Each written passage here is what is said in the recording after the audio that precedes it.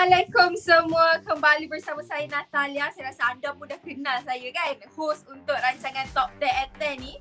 Jadi macam biasa, saya akan kongsikan kepada anda 10 cerita menarik.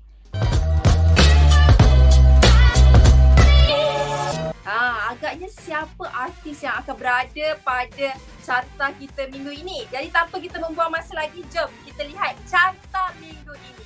Nombor 10. Anak kepada penyanyi legenda negara iaitu Datuk Jamal Abdillah mengatakan bahawa suara dia bukanlah buat-buat. Yang mana Abdillah mesti tidak boleh lari daripada bayangan bapanya. Kita lumrah dunia lah, tak boleh lari lah kalau siapa anak bapak kan. Kat mana-mana pun anak dengan bapak, kalau anak dengan bapak, mak dengan anak kejap, ianya satu darah. Kalau darah sudah mengalir, rezeki dia. Nombor 9. Wow, macam-macam cerita artis di Malaysia ni. Siapa sangka Hairul Azrin sebelum bergelar artis dia merupakan seorang tukang cat. Dia baru-baru ini memuat naikkan gambar yang memperlihatkan dirinya sedang mengecat penghadang di tengah-tengah jalan raya.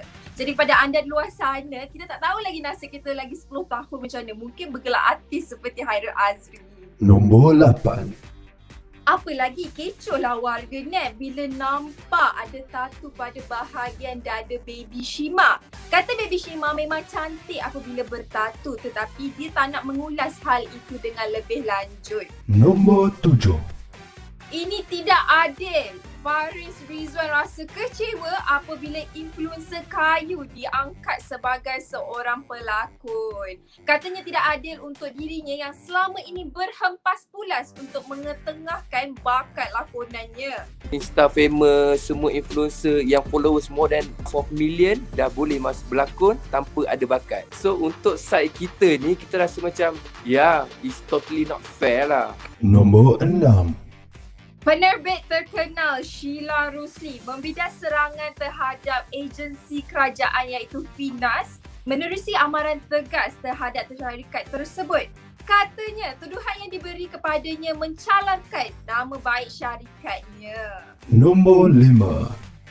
Macam biasa, cerita ni memang hangat di media sosial. Kontroversi tentang Nur Sajat masih tiada hentinya. Dan baru-baru ini adiknya Mustika memperlihatkan berkongsi perasaan di media sosial.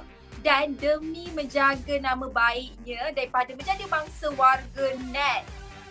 Dan dia juga mengatakan mungkin ini adalah bala daripada perbuatan Nur Sajat. Nombor 4. Bukan sebab dendam, Damian sering dilihat memberi kata pedas terhadap golongan BBNU. Dan nama yang tidak terlepas iaitu Aiman Tino turut menjadi mangsa kritikannya. Damian akan memberikan pendapat saja. Damian tak ada masalah pun dengan Aiman Tino. Kata Damian, dia bukanlah berdendam tetapi ingin memberi pendapat dan komen yang membina terhadap golongan tersebut. Nombor 3. Telajak perahu boleh diundur, telajak kata buruklah padanya. Inilah pepatah yang sesuai dengan nasib Fauzi Nawawi. Gara-gara terlepas cakap, sekarang ini dia dikecam hebat oleh warga net. Dan kali ini giliran Sharifah Amani memberi tegasan hebat terhadapnya. Kata Sharifah Amani, perkara ini tidak sepatutnya berlaku. Memang betul lah kata Sharifah Amani tersebut. Nombor 2. Selepas 2 kali menjalani rawatan kemoterapi terhadap kansernya iaitu limfoma, Eliana Amriza mengatakan bahawa dia mengucapkan terima kasih kerana mendoakannya kerana sekarang ini beratnya mencecah 50 kg daripada 36 kg menunjukkan tanda positif.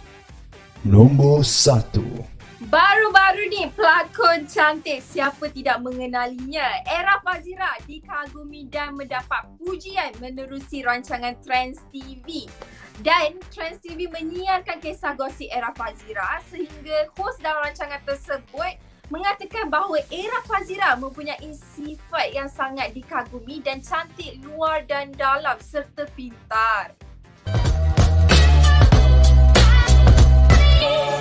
Jadi itu sahaja daripada kami minggu ini mengenai 10 berita hiburan menarik. Dan jangan lupa untuk kongsikan video ini di media sosial korang dan tinggalkan komen di bawah. Sekiranya anda nak tahu apa berita menarik pada minggu hadapan, jangan lupa untuk tonton rancangan Top 10 at 10 pada hari dan juga waktu yang sama. See you guys soon. Bye.